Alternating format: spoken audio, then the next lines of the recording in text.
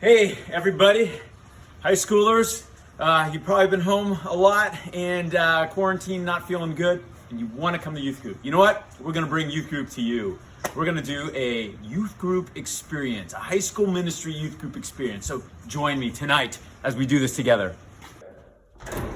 So what we want to do is run you through everything you would feel and know during this time. So first, coming in the doors, getting greeted. So, hey, how are you? Great to see you. Insert name there. Good to see you. I hope things are going well. How you doing with all this virus stuff? I don't know. It's pretty crazy. Good to see you. Hey, come on in. You feel free to hang out. Come on. Ready? Go ahead. Hey, and now we'll get a variety of greetings that you might get here at youth group. Join me. So.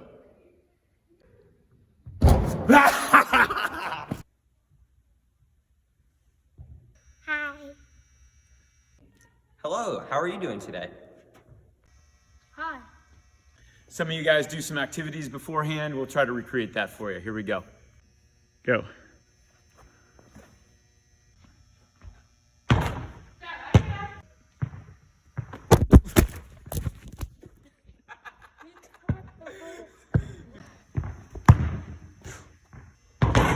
Yay! Hey, so now we're going up. We'll start the meeting. Get ready.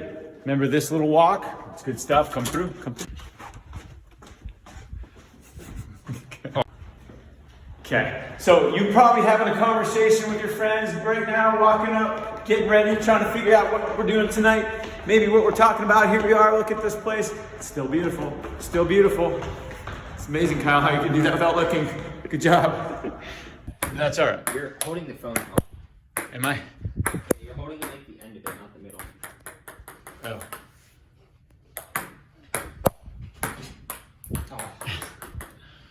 We'll probably get some footage out of here.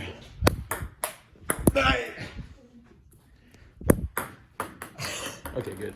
That's so normally at this time we'll do some kind of mixer, and tonight this is what we're going to do. We're going to have you do a mixer on your own through your phone. So you individually text as many people as you can in the next 1 minute. Ready, set, go.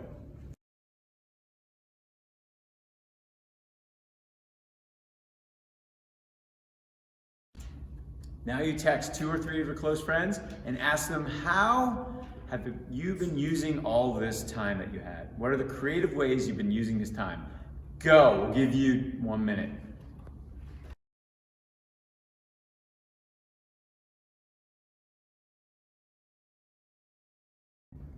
And finally, in this mixer, people that you normally don't text, that you might have their number, that go to our youth group, text them and just say, hey, glad you made it tonight.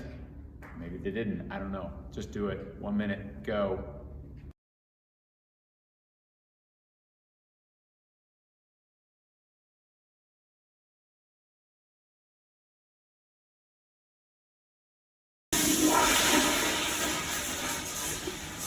$1,000 wipes, the reusable toilet paper.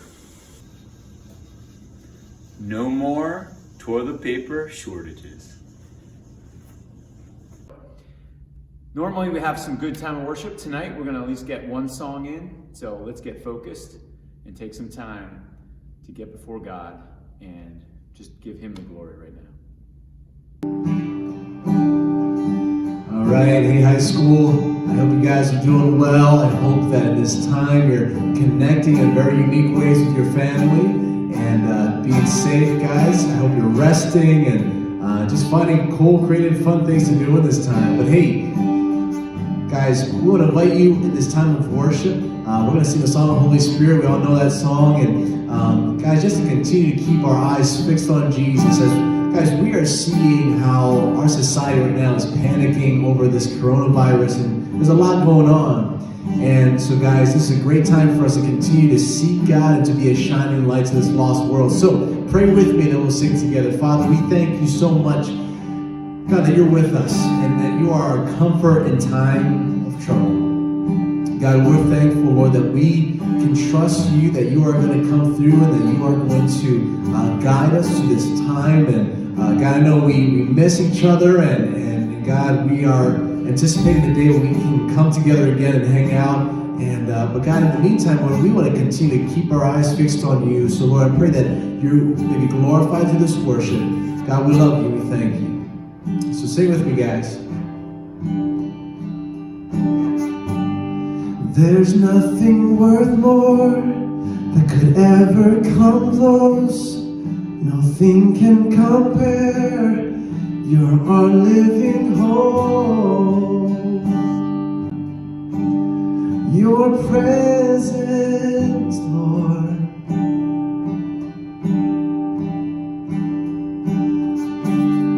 I've tasted and seen of the sweetest of loves, and my heart becomes free, and my shame is undone. Your presence, Lord, and the Holy Spirit, you are welcome here. Come flood this place and fill the atmosphere.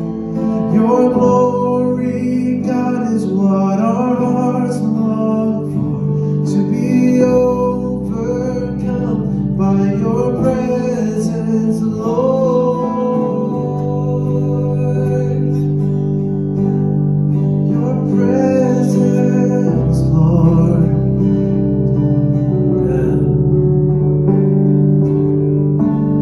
I've tasted and seen the sweetest of love. My heart becomes free, and my shame is undone. Your presence, Lord, and the Holy Spirit, you are welcome here. Come flood this place and fill the atmosphere. Your glory, God, is what our hearts long for, to be overcome by your presence, Lord. And Holy Spirit, you are welcome here. Come flood this place and fill the atmosphere. Your glory, God, is what our hearts long for, to be overcome by your presence, Lord. Your presence, Lord.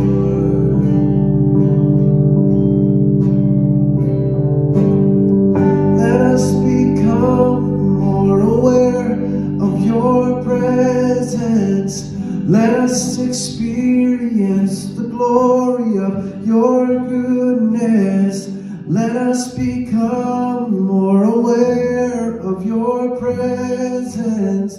Let us experience the glory of your goodness. Let us become more aware of your presence. Let us experience the glory of your goodness. Let us become more aware of your presence. Let us become, let's experience your glory, all your goodness. Let us become more aware of your presence. Let us experience the glory of your goodness, Lord.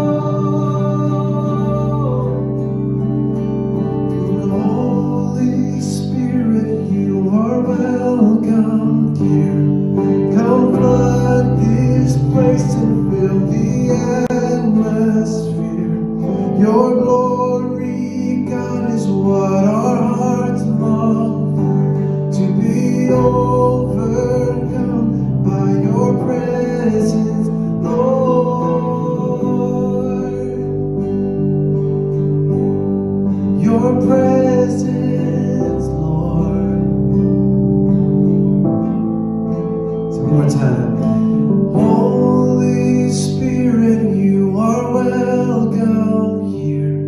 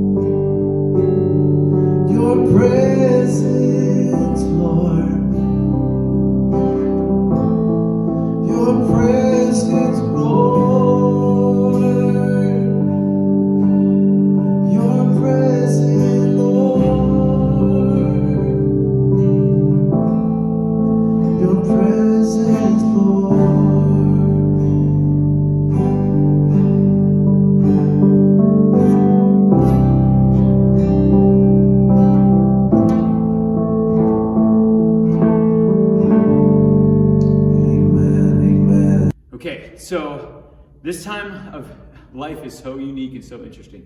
Some of you, I bet, are really frustrated that like your senior year is done and your track season or your sports season, you're not going to get to play maybe. And some of you guys are just wondering like, what is going on here? How is this going to finish? How am I going to go to school? Where am I going to college? All that kind of stuff. But also, some of you are probably very happy that you don't have school too. But this whole virus thing has really impacted all of us to a degree. In fact, there are definitely some things that are a little fearful for some of us, and with health and with loved ones who are, really at risk here. Tonight we're going to look at how Jesus approached some of the toughest things in life. We're going to look at how he focused on illness and death and what he did, and how believing in him and how coming to him and seeking him can change everything about those situations. So, in your Bible, guess where we're going? Yep, that's right, Mark 5. Mark 5, we're diving into Mark 5, verses 21 through 43. Mark 5, 21 through 43. So we'll have that either up on the screen or you can just go read it on your own for the next 5 minutes.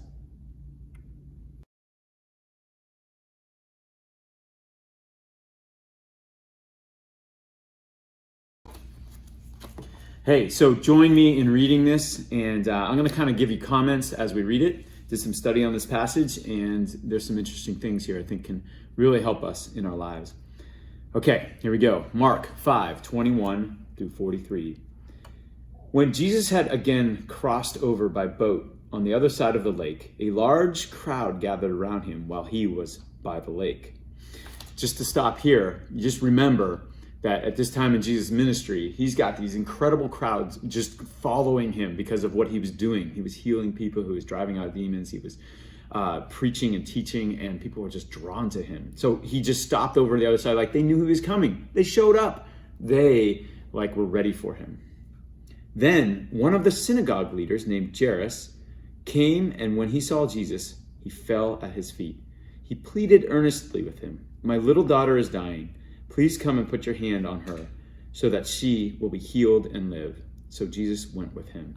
Now, this leader, very prominent person in society, in the town there, a synagogue ruler, he came, he knew Jesus was coming, so he got out and people kind of helped him because of his status in society there, get out there because of his situation too. They felt compassion. His daughter was sick, his daughter was dying. And you can see the earnestness of which he wanted to see Jesus. He fell down at his feet. This is a leader, a man back then falling at the feet, bowing to someone else was unheard of. And he did that. And that was a powerful thing for him to do. And he pleaded, it said, pleaded earnestly with him. "My little daughter's dying." He loved his daughter. And I kind of relate to this too, having that angst feeling when Sarah was going through her treatment. And when the diagnosis happened, I just remember going to Jesus like this and falling down on my knees before him and just crying out for her life. So Jesus went with him, which is awesome. Jesus heard his cry and went with him. A large crowd followed and pressed around him. A woman was there who had been subject to bleeding for 12 years. She had suffered a great deal under the care of many doctors and had spent all she had. Yet instead of getting better, she grew worse. When she heard about Jesus, she came up behind him in the crowd and touched his cloak, because she thought, "If I just touch his clothes, I will be healed." Immediately, her bleeding stopped, and she felt in her body that she was freed from her suffering. Now, out of nowhere, Jesus is going this way, and this other lady comes into this other part to the story comes in, and Mark is very good at sandwiching two different stories. And this is what he did here, literally, but it actually happened this way. So the beauty of it is you have these two people who are desperate. This lady has been bleeding for 12 years. And to help you to understand what this means, that's 12 years of being unclean. Basically, she was a leper. That idea, she was an outcast. She couldn't be with her family. She couldn't be with anyone, or she'd make everyone else unclean. So she was probably incognito. She's probably just wrapped up so people couldn't know it was her. And she's walking through the crowd, and all she thought is, "I gotta touch Jesus. I don't even want to talk to him. I don't even deserve to talk to him. I just want to touch him." She was desperate. And when she did, she just touched him and she got healed, which is amazing. And the beauty of it is that she was freed from her suffering. 12 years of suffering, 12 years. Think about that chronic illness for 12 years. I'm going to keep reading here in verse 30. At once, Jesus realized that power had gone out from him. He turned around in the crowd and asked, "Who touched my clothes?" You see the people crowding against you, his disciples. Who touched me? Disciples are a little salty there because he said something obvious and that everybody touched you. Duh, Jesus, look, everyone's touching you. But he knew this lady's faith had an impact just by touching him, her seeking him. But Jesus kept looking around to see who had done it. Then the woman, knowing what had happened to her, came and fell at his feet. Another key phrase. Trembling with fear, told the whole truth. Oh man, this is such a beautiful picture. She could have ran away, but she didn't. She stopped and said, with full of fear, but she had courage to do this. That means she just reached deep inside of her and said, I'm going to say this to everyone. This huge crowd. She shared her story. She shared her story and that she had been freed because she knew the power that Jesus had. He said to her, "Daughter, your faith has healed you. Go in peace and be freed from your suffering." Look at that. Not just suffering from the bleeding, but suffering socially is now gone. She's clean. She is clean. And that was such a beautiful statement for her to hear from Jesus. And do you hear that too? Your faith has healed you. It's interesting. That's a good topic of conversation for the end here. But just think about that phrase as well. Now, let's keep moving on here. While Jesus was still speaking, some people came from the house of Jairus, the synagogue leader. "Your daughter is dead." Not good words, they said. "Why bother the teacher anymore?" Overhearing what they had said, Jesus told him, "Do not be afraid, just believe." Again, powerful little words here. He did not let anyone follow him except Peter, James, and John, brother of James. When they came to the home of the synagogue leader, Jesus saw a commotion with people crying and wailing loudly. He went in and said to them, "Why all this commotion and wailing? The child is not dead, but asleep." But they laughed at him. Now, this is just a side note. In ancient times, they would hire wailers and people to mourn, not just a family, but have a huge crowd of people doing that. They'd hire them, especially richer people would do that, and they were on hand, ready to go. So not all of them were emotionally invested. So they laughed at Jesus when she said, "Oh, she's just asleep." After he put them all out, which is kind of funny, he's like, "Okay, get out of here. Get out." He took the child's father and mother and disciples who were with him and went in where the child was. He took her by the hand and said to her, "Talitha cum," which means, "Little girl, I say to you, get up." Immediately, the girl stood up and began to walk around. She was 12 years old. At this, they were completely astonished. He gave strict orders not to let anyone know about this and told them to give her something to eat. Okay, just a couple comments at the end here. She was dead. She was dead. She was definitely dead. They knew dead when they saw it, and that's why they reported to the guy and ran and talked to him. Jesus said she was asleep, but that may more have been figuratively because he knew what he was going to do and what was going to happen there. But he did not want everyone in there. He just wanted the key people to see, key witnesses, the disciples, and the parents. And can you imagine the parents' joy when their little daughter who was dying and then they heard she was dead? Can you imagine the joy of that healing, of her getting up and eating and walking around and showing that she's alive? That was amazing. Jesus, and even it said here, right here, completely astonished that this man, this Jesus, just rose their daughter from the dead. So with that said, there's some key points here that I want to kind of go over. Kyle and I are going to have a little discussion here, and we'll have some questions. And this is a powerful passage, and I hope that you get a lot out of this tonight. All right, Kyle. Hi. Hey, what are some of your reactions to this passage? I thought it was just very interesting, just Jesus showing his power. He heals us in the same way now on earth as he did when he was back living on earth, and he can heal things that are out of human hands. It says that they were trying to have the doctors heal the sick, and I mean, the dead, I'm sure they try to keep their daughter alive, but Jesus can heal things out of human hands that we have no control over, especially right now, all of the sickness and things going around, that we have to remember that Jesus is in control and that we don't have the power over other people getting sick or not. That's a great point, Kyle. Very, very, very good point. Now, I do want to say this too. Did you see how this is, I think, one of the biggest points you can take away from this, especially in this time when there's a lot of uncertainty. Their actions in their life, both Jairus and this woman who was bleeding, both showed their desperation and that their faith was put into action. Did you see that? Like, he fell down at Jesus' feet. He sought him out. She sought him out. Love that phrase, sought him out. I think at this time, especially when we're going through stuff like this, is so important for us to seek him daily, and with all the uncertainty, what you're doing, go to him. And that is something that we can take from this passage as well. Hey, Kyle, so what are some things in life right now that you're seeking Jesus for? I mean, right now, it's just very hard with everything going on because I have a very uncertain future. As a senior, I don't know what's to come, whether or not I'll be going to school the rest of the year, like at school or at home. And I don't know if any of my classes will count for college credit or in general what I'm going to do and how long this is going to last that we're in quarantine. I just have to remember that God's in control and I have to really trust him and just grow in faith during this time. Nice. Hand the phone off. Hey, so, and I want to encourage you guys too, like, look at what Jairus and the women who is bleeding put their faith in. Sometimes we put our faith in the wrong thing. Our actions show faith, but maybe in the wrong things. Think about it. If you want good grades, your actions are to study, right? And you put your faith in your study skills.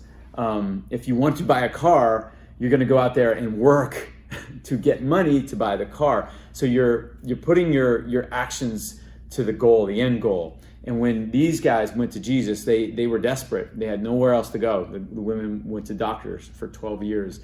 Jairus' daughter was dying. They were very desperate. So a lot of times we put our trust in ourselves first. It is so much more important to put our trust in Jesus first and then let him lead. How does he lead? How do you see him lead in your life, Kyle? I mean, he's just showing me to trust him through different scriptures I've been reading recently, just good reminders in the Bible saying that God's in control of my future and he already has things planned out for me. I've seen him working here in the youth group just because the leaders care about us and they're showing their passion just to help us do the best that we can growing up here in high school.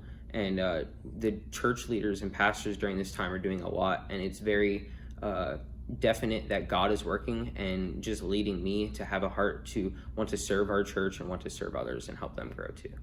And I'll tell you what, Kyle, that shows me that you're putting your faith into action. I got a little illustration here, okay? This is a $20 bill, all right? I'm gonna hide this somewhere in the cafe. So here we go. So I'll hide it in the cafe. So you can follow. Over here somewhere, okay? I'll hide it somewhere, and we'll turn off the camera, and this will be hidden somewhere over here. Okay, cool. So putting faith into action, all right? You had faith that I just put that 20 somewhere in here. So the first time you get back in this church, guess what you're gonna do? You're gonna go and look, but you're putting your faith in me that I put in there. I could still have it in my pocket, right? But you're putting your faith. It's so important that we put our faith in the right place, which is Jesus. He's the one to put our faith into. And then show him that by putting action. Your action to put your faith in me to find that 20 is get up here and start searching. And I love that. Again, it's a great illustration of what we need to do. Seek him, seek after what he wants, seek what he wants us to do. Another cool thought I saw was that both of the people were healed immediately. It is cool because it shows God's power just in general. But we also have to remember that not everything is immediately. We have to be patient and wait on God's timing and not our own. That is a tricky fact too, because not all stories end up like this. Now, obviously, Jesus was on the earth, and when he was there, everything turned out good for the people who sought after him, who had the faith. And for us, sometimes God has bigger purposes, and sometimes you have to submit to those purposes, whether it be the sickness just lasts longer, or you lose someone, and we don't know what's going to happen here, but we can trust him that it's all going to turn out for good. Couple of thoughts I want to close with too. First of all, I think this is huge. When you seek Jesus, when you put your faith into action into Him, faith into Him, into action, He will work in your life. He will work in your life. There will be relief from suffering, and there will be raising from the dead. Now, what do I mean by that? Relief from suffering. Like, even if suffering continues physically, you'll know spiritually you're not suffering anymore. Or even if someone dies and you lose them, there will be ultimately the resurrection at the end of time, and you'll see them again. We have hope in Jesus. So that's a powerful thing. He will work in your life if you put your faith in Him. And also, I think it's huge, when you do seek Him, He brings the right people into your life, saying the right things a lot of the time, and usually they're believers. He also opens up circumstances for you when you keep seeking Him. And then he encourages you a lot of times to make a faith decision, which is one that isn't as like, oh, do this exactly. Oh, you got to make a choice, or you got to take a step of faith. But a lot of times there's a peace in that. And a lot of times, even if you're struggling with something and you keep going to Him, He helps you walk through it. He gives you the strength to go through it. And sometimes we don't even realize it's Him giving us the strength. So with all of that, I think it would be really cool to just end with some prayer. So we'll take 5 minutes on your own and just pause the video or whatever, and just spend some time talking to Jesus, seeking Him out about whatever's going on in your life. It could be this virus thing. It could be just what Kyle said. I think that would be huge to do that at this point. So take some time and pray.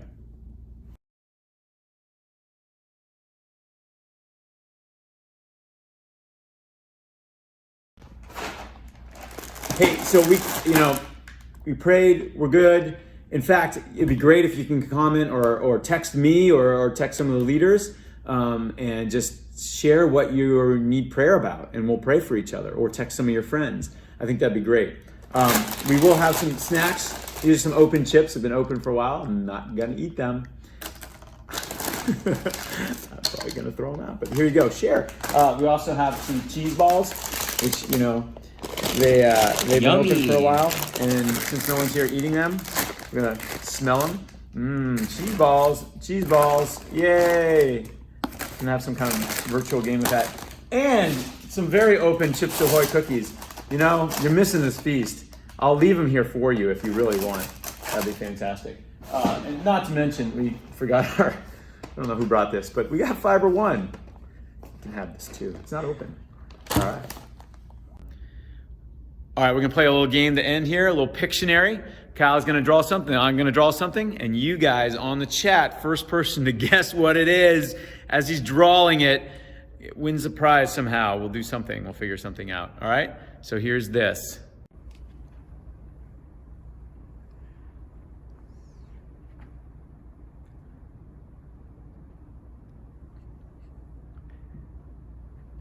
What is it, Kyle? A church. Good. This is hard. Pressure. All people watching me, drawing, not my strong suit, but gonna make it work.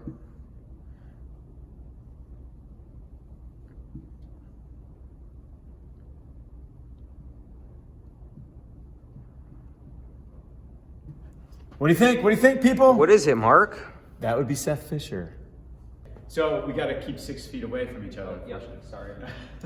Hey, we are done tonight. So hopefully you enjoyed the youth group experience.